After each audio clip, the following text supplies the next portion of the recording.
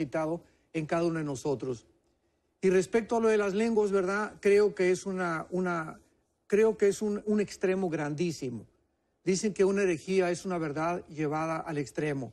No es posible poder enseñar que si una persona no habla en lenguas, no tiene el bautismo del Espíritu Santo, porque eso no está en la Biblia. El libro de los Hechos es un libro narrativo que narra la transición entre el judaísmo y entre el cristianismo. Entonces, al haber esta mezcla entre el judaísmo y el cristianismo, tenía el Espíritu Santo que convencerles a los apóstoles cuáles eran las cosas que pertenecían al Antiguo Testamento y al Nuevo Testamento y la forma como el Espíritu Santo se movió en el libro de los Hechos. Las epístolas de los apóstoles explican, ahora sí, ellas son las que explican lo que sucedió tanto en el Antiguo como en el libro de los Hechos. Y el hecho de que en el día de Pentecostés la evidencia, ¿verdad?, haya sido el orar en lenguas, no se puede tomar como una norma, porque claramente lo dice ahí que las personas que hablaron en lenguas fueron personas que pertenecían a diferentes regiones geográficas y que era necesario para que fueran cada uno a su provincia y pudieran transmitir el mensaje en el idioma que habían recibido. Cuando decimos que la evidencia del Espíritu Santo es hablar en lenguas, pues entonces todos los grandes hombres de Dios del pasado no tenían al Espíritu Santo. Billy Graham nunca habló en lenguas, Martín Lutero no habló en lenguas, Juan Calvino no habló en lenguas, David Brainerd, Moody, Jerónimo, Tertuliano, los padres de la iglesia.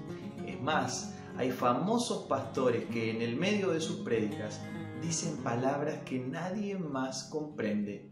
Alguna vez escuché y me pareció oír algo similar a llama, lama, sama, lama, rácata.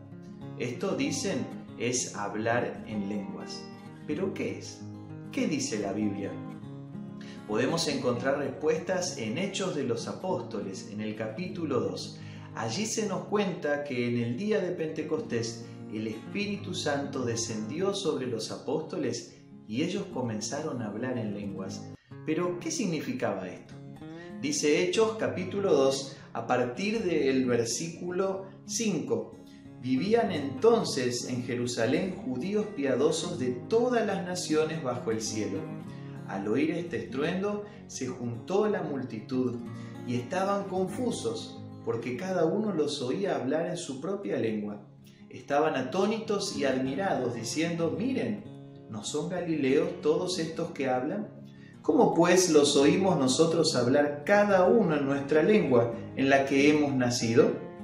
Partos, medos, elamitas y los que habitamos en Mesopotamia, Judea, Capadocia, el Ponto y Asia, Frigia y Panfilia, Egipto y las regiones de África, más allá de Cirene, y romanos aquí residentes, tanto judíos como prosélitos, cretenses y árabes, los oímos hablar en nuestras lenguas las maravillas de Dios.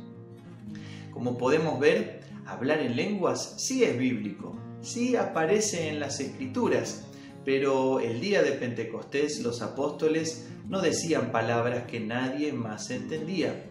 Ellos estaban hablando en idiomas de otras naciones y a través de este don de Dios estaban compartiendo la buena nueva de Jesucristo y contando las maravillas de Dios.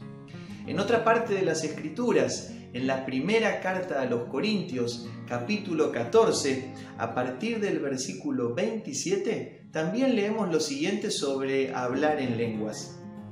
Si alguien habla en lengua extraña, que sean 2 o a lo más 3 y por turno, y que uno interprete.